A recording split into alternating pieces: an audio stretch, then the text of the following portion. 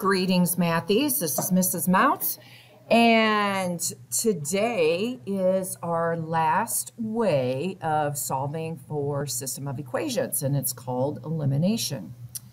But first, here we go, your favorite part of the video.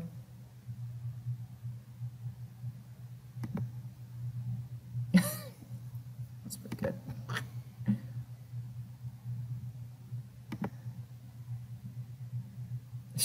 All right. Oh, goodness. Okay, so hopefully you survived those. Okay, let me get my screen up and ready to go here. And so you already have your booklet made. And this is our third one, so hopefully that third one went okay. So let's go ahead and take a look at our first situation. So you can see our tabs, just like in graphing and substitution. We're going to have it's solved where we have one solution, no solutions, and many solutions. All right, so here we go. So this first one is both of these equations are in standard form. And so that's when you tend to use elimination, is when we have them both in standard form. And so we want to be able to eliminate either the x value or the y value. So it doesn't matter. You know, you just have to decide and go with it. Now, I tend to look for opposites. So on my y, I have a positive y and I have negative 2y. So then I think to myself, well, what would cancel with negative 2? Well, a positive 2 would. So I'm going to do a backward L, put a 2 here, and I'm going to end up distributing that 2 all the way through the equation. Okay, so let me zoom in here just a little bit. Oh, shoot. Gosh, something's up with my sphere today. It just doesn't want to. There we go. I don't know. It just doesn't want to zoom that great. All right, so hopefully you can see it. Okay. All right, so let's go for it. So 2 times 3x is 6x. 2 times y is positive 2y, and 2 times 2 is 4. Now, if we were to graph both of these equations, they would be right on top of each other. These are really the same equations. It's just all we're doing is multiplying everything by 2. I could multiply it by whatever I wanted to, just so I go all the way through. It ends up being the same line. Now, in this bottom one, I'm just going to keep it the same. I just rewrite it. Okay, so nothing changed with that bottom one. Now I put a plus sign out in front, and then we add vertically. Okay, so we're going to add vertically here. 6x plus, that's an invisible 1. That gives me 7x. This eliminates. That's why this is called elimination. So we just eliminated the y. Equals 4 plus 10 is 14. And then you can see it's just a one-step equation. Divide by 7. And x equals 2. Now, we're not quite done. Remember, it's an ordered pair that we have to solve for. Now, it's going to be your choice. We have to substitute 2 back in to one of these two equations. Okay, I'm just going to pick that top one. So I'm going to go 3, 4x, x is 2. I'm going to substitute it in. Remember, it has parentheses. Plus y equals 2. Well, 3 times 2 is 6, plus y equals 2. So I subtract 6 from both sides, and I'm kind of running out of room here, but y equals 2 minus 6 is negative 4. Okay, and I don't know why I did this. I just put the letter x. I'm going to put the number 2 here. Okay, it would go in that spot. So our system of equation, where those two lines will intersect, is the coordinate to negative 4. Okay, so that gives us one solution. Okay, so let's go to no solution. All right, so that's a tab, no solution. And maybe you can kind of predict what's going to happen here. Okay, again, both of these are in standard form. These are opposites. You know, I could decide to multiply the top by 2.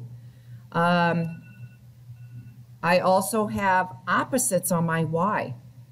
So I don't know, I could do either one. So let's just focus on our x. The opposite of -4 is +4. Well, what would I have to multiply 2 by to get +4? Well, I'd have to multiply it by 2. So the top equation, I'm going to multiply every single term by 2. That's what's crucial here. A lot of kids will multiply the x and the y, and then they'll forget about the constant. But make sure you multiply everything. So I'm going to multiply it all the way through. Okay, now that bottom stays the same. Don't do anything with it. Okay, and you can probably already see what's going to happen here. And look at, I did exactly what I told you not to do. 2 times 6 is 12. There we go. Okay, so it happens. Even when I do my videos, I'm not always perfect. Interesting. Look at what happens with the x's. I have opposites, 4 and -4. Even with the y's, I have 2 and I have -2. They're opposites. That all simplifies to 0. 12 plus 5 is 17. And so remember, we're just adding vertically. All right, that ain't happening in math. 0 is not equal to 17, so we know it's a no solution. So just to remind you, when it's no solution, they're not crisscrossing each other. So what type of lines do you have? You got it, parallel. So we have parallel lines, and that means we must have the same slope. All right, last situation. I'm guessing you can figure it out, what's gonna happen here. All right, so elimination. These are both in standard form. Again, both of these are opposites. I mean, I have a positive 2x and a negative 1x. I have negative 10y and a positive 5y. Again, I'll just focus on these x's. A lot of times I do that if I can, just because it's the first term. And I think, okay, what's the opposite of 2? It's -2. Well, I already have a negative here. So I'm just going to multiply everything by 2. Okay, so 2 times -x is -2x. 2 times 5 is 10y.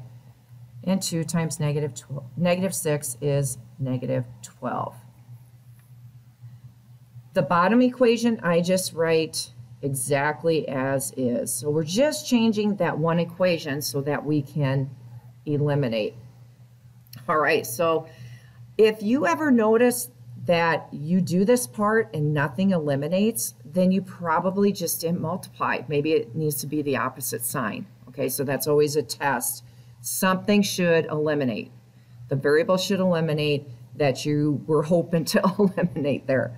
All right, interesting. Look what happens here. Zap, zap, zap. 0 equals 0, which is true. And so we have infinite many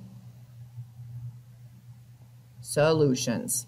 So that means it's actually the same exact line.